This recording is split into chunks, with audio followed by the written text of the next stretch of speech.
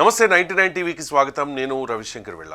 ప్రపంచంలోనే శక్తివంతమైన దేశాల్లో ఒకటైన రష్యా అధ్యక్షుడు భారత పర్యటనలో ఉన్న వేళ పుతిన్కు సంబంధించిన అనేక విషయాలు చర్చకు వస్తూ ఉన్నాయి.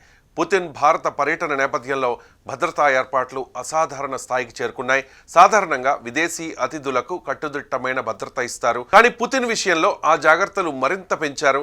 ఆయన పర్యటనను దృష్టిలో పెట్టుకుని భారత భద్రతా సంస్థలు, రష్యా నుంచి వచ్చే ప్రత్యేక భద్రతా బృందాలు కలిసి 5 అంచెల భద్రతా వ్యవస్థను అమలు చేస్తూ ఉన్నాయి. ఈ వ్యవస్థల్లో స్నైపర్లు కీలకం. పుతిన్ వచ్చే ప్రాంతాల్లో ఎత్తైన భవనాలపై వారు గమనిస్తూ ఉంటారు. డ్రోన్లతో ఆకాశం నుంచి నిరంతర పరిశీలన కొనసాగుతుంది. అనుమానాస్పద సంకేతాలు కనిపిస్తే వెంటనే గుర్తించేందుకు AI ఆధారిత పరికరాలు పనిచేస్తాయి. జామర్లు కూడా సిద్ధంగా ఉంటాయి. ఇవి ఎలాంటి రిమోట్ బాంబులు, అనుమానాస్పద కమ్యూనికేషన్ పనిచేయకుండా అడ్డుకుంటాయి. డాగ్ స్క్వాడ్ బృందాలు భూభాగాన్ని పూర్తిగా తనిఖీ చేస్తాయి. రష్యా నుంచి పుతిన్తో పాటు వచ్చే ప్రెసిడెన్షియల్ సెక్యూరిటీ సర్వీస్ బాడీగార్డులు అత్యంత సుశిక్షితులు. వారి పర్యవేక్షణ పుతిన్ చుట్టూ ఎప్పుడూ ఉంటుంది. వీరికి తోడుగా భారత నేషనల్ సెక్యూరిటీ గార్డ్ కమాండోలు కూడా ప్రాంగణంలో మోహరిస్తారు. 2 దేశాల భద్రతా బలగాలు కలిసి ఏ చిన్న ప్రమాదాన్నైనా ముందుగానే అడ్డుకునేలా పనిచేస్తూ ఉంటాయి. మొత్తంగా చూస్తే పుతిన్ పర్యటనకు చేసిన భద్రతా ఏర్పాట్లు అమెరికా అధ్యక్షుని పర్యటనలో జరిగే ఏర్పాట్ల కంటే కూడా మరింత కఠినంగా ఉంటాయి. పుతిన్ ఎక్కడ అడుగు పెట్టినా కూడా భద్రతకు సంబంధించి ఎలాంటి లోపం లేకుండా ఉండేలా అన్ని వ్యవస్థలు పనిచేస్తూ ఉంటాయి. పుతిన్ ఎక్కడికి వెళ్ళినా ఆయన చుట్టూ రష్యా భద్రతా బలగాలు కంచె వేసినట్లు ఉంటారు. వాళ్ళు ఏర్పాటు చేసే రక్షణ వలయం అంత పటిష్టంగా ఉంటుంది. దాని లోపలికి ఎవరూ సులభంగా చేరలేరు.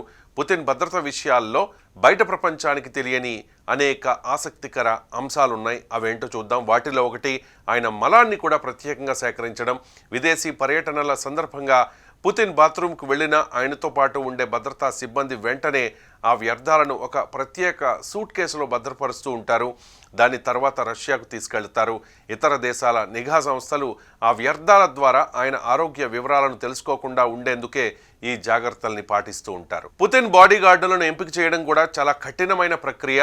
ఎత్తు, బరువు, శారీరక సామర్థ్యం, విదేశీ భాషల్లో ప్రావీణ్యం ఉంటేనే వారిని తీసుకుంటారు. ఒక్కసారి ఎంపికైతే వారికి ఇచ్చే శిక్షణ కూడా అత్యంత కఠోరంగా ఉంటుంది. ఆశ్చర్యకరంగా 35 ఏళ్లు వచ్చిన తర్వాతే వారు రిటైర్ కావాలి. పుతిన్ దగ్గరకు చాలా చేరువుగా ఎవరైనా ఉన్నత స్థాయి వ్యక్తులు వచ్చినా మొహమాటం లేకుండా అడ్డుకుంటారు. అలా ఉంటుంది పుతిన్ చుట్టూ ఉన్న సెక్యూరిటీ వ్యవస్థ. ఇంకా ఒక ఆసక్తికర విషయం ఏంటంటే పుతిన్ తరచుగా తనలా ఉండే మనుషులను డూప్గా పెట్టుకుంటారని విదేశీ నిఘా సంస్థలు చెబుతాయి. ముఖ్యంగా బహిరంగ కార్యక్రమాలు, ముప్పు ఎక్కువగా ఉన్న సందర్భాల్లో ఆయనలాగే కనిపించే వ్యక్తులను ముందుకు పంపుతారట. కనీసం 3 పుతిన్ లాంటి డూప్ వ్యక్తులు ఉన్నారని ఉక్రెయిన్ సైనిక అధికారి ఒకరు చెప్పుకొచ్చారు. వారికి పుతిన్ రూపంలో కనిపించేందుకు ప్లాస్టిక్ సర్జరీ కూడా చేయించారన్న ఆరోపణలు ఉన్నాయి. మొత్తంగా చూసినప్పుడు పుతిన్ భద్రత ప్రపంచంలోనే అత్యంత క్లిష్టమైన వ్యవస్థల్లో ఒకటి. ఆయన ఎక్కడున్నా కూడా రక్షణ వలయం ఎప్పుడు చుట్టూ ఉంటుంది. ఇక పుతిన్ విదేశాల్లో పర్యటిస్తూ ఉన్నప్పుడు ఆయన ప్రయాణం, భద్రత, ఆహారం వంటి ప్రతి అంశానికి రష్యా ప్రభుత్వం అత్యంత జాగ్రత్తలు తీసుకుంటూ ఉంటుంది.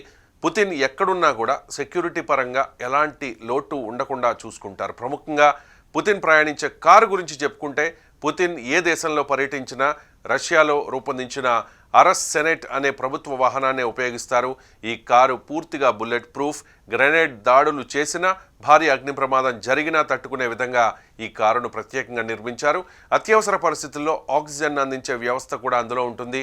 ఇందులో ఉన్న మరో ప్రత్యేకత ఏంటంటే ఒకేసారి 4 టైర్లు పంక్చర్ అయిపోయినా కూడా అది సులభంగా ముందుకు ప్రయాణించగలుగుతుంది. గరిష్టంగా గంటకు 249 కిలోమీటర్ల వేగంతో దూసుకెళ్లగల ఈ వాహనం పుతిన్ భద్రతకు ఎంత ముఖ్యమో అర్థమవుతుంది. ఆయన ఆహారం విషయంలో కూడా ఎలాంటి సడలింపు ఉండదు. విదేశాల్లో పుతిన్ వెంట ఒక ప్రత్యేక ప్రయోగశాల ఉంటుంది. పుతిన్ తినే ఆహారంలో విష పదార్థాలు ఏమైనా కలిసాయా అనే పరీక్షలన్నీ కూడా అక్కడ చేస్తారు. హోటల్ వంటగాళ్లను ఆయన వినియోగించరు. రష్యా నుంచే చెఫ్లు, హౌస్ కీపింగ్ సిబ్బందిని తీసుకెళ్తారు.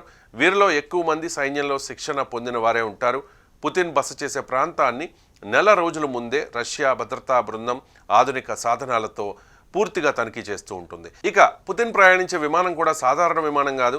ఆయన ఇల్యూజన్ IL-96 300 PU విమానాన్ని ఉపయోగిస్తారు. దీన్ని ఫ్లయింగ్ క్రెమ్లిన్ అని కూడా పిలుస్తారు. ఇందులో జిమ్ ఉంటుంది, బార్ ఉంటుంది, హాస్పిటల్ వంటి అత్యాధునిక సౌకర్యాలు ఉంటాయి.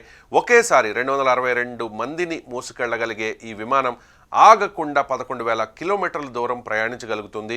ఎప్పుడైనా అత్యవసర పరిస్థితి వస్తుందన్న ఉద్దేశంతో పుతిన్ వెంట ఎల్లప్పుడూ ఒక బ్యాకప్ జెట్ కూడా ఉంటుంది. ఇవన్నీ చూస్తే పుతిన్ భద్రతకు రష్యా ఎంత ప్రాధాన్యం ఇస్తుందో స్పష్టమవుతుంది.